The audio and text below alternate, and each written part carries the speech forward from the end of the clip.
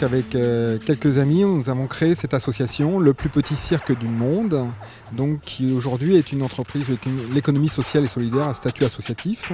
Alors c'est un nom qui vient de l'origine de notre fondateur, Daniel Forger. C'est un pied de nez à la folie des grandeurs. C'est aussi l'idée de rester au plus proche des habitants. C'est un lieu qui est ouvert à toute la jeunesse, qui commence à 3 ans et qui nous garde éternellement jeunes.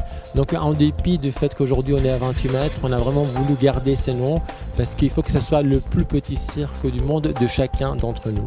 Le contenu des activités qui seront présentes dans cet équipement, c'est pas seulement le cirque, donc c'est bien sûr le cirque, mais c'est aussi ce qu'on appelle les cultures émergentes, donc le hip-hop, le parcours, donc ce qu'on pouvait appeler aussi le yamakasi, le freestyle football, le slackline qui est un ruban tendu entre 2 arbres, toutes des techniques qui sont liées le vélo acrobatique, des techniques qui sont liées à l'urbain ou à la rue, et on pense que c'est intéressant de l'intégrer dans les arts du cirque. Comment faire prendre la greffe d'un nouvel équipement aussi important dans une cité sensible.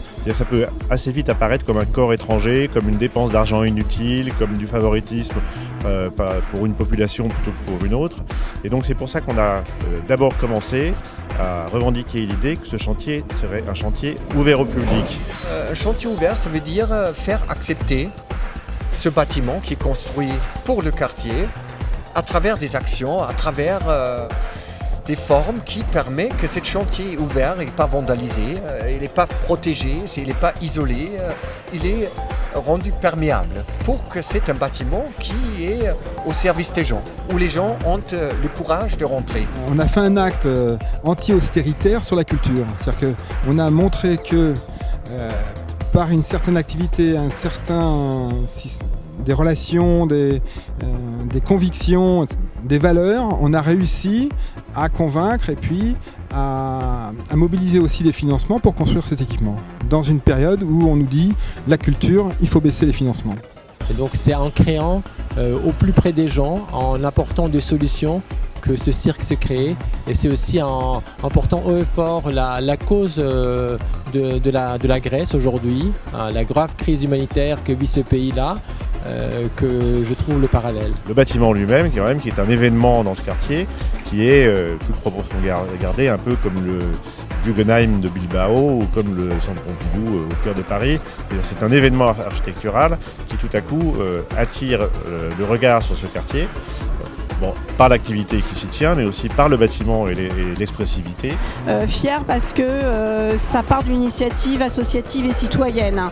Et ça aussi, c'est un projet vraiment qui est original pour ça, parce qu'il est parti d'habitants bénévoles. Donc vous avez peut-être compris que certains étaient des militants politiques de la même formation que la mienne, pour le dire comme ça. Et voilà, qu'on souhaitait réaliser ce projet à la force de leurs bras, de leurs convictions, de leurs idées, et jusqu'à aujourd'hui, et à aller convaincre les partenaires financiers que sont la région, le département, l'État aussi.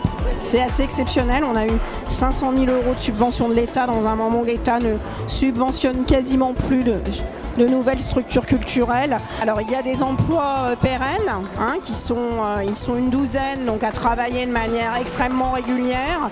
Et puis après il y a tous les intervenants et les profs artistiques. C'est une association qui est aussi basée sur l'économie sociale et solidaire. C'est leur mode de fonctionnement, c'est aussi quelque chose qui m'intéresse beaucoup moi dans ce qu'on peut aujourd'hui développer comme projet nouveau et participatif avec aussi les salariés. Merci beaucoup.